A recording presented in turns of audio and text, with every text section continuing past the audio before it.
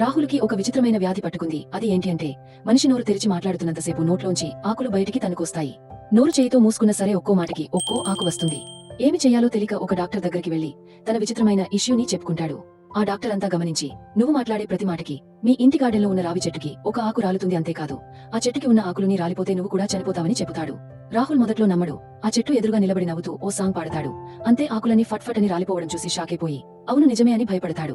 Tension తో అటు ఇటు తిరుగుతూ చివరికి కోపంగా గొడ్డలితో చెట్టుపై ఒక వేటు వేస్తాడో లేదో అలా గాల్లో వెనక్కి తుల్లిపోతాడు. విచిత్రమేంటంటే చెట్టుకైన గాయం మనోడికి కూడా అవుతుంది. సో మనోడు ప్రాణం చెట్టుతో లింక్ అయింది అని అర్థమవుతుంది. తర్వాత మెల్లగా రాహుల్ ఆ చెట్టుకి నీళ్లు పెట్టడం మొదలు పెడతాడు.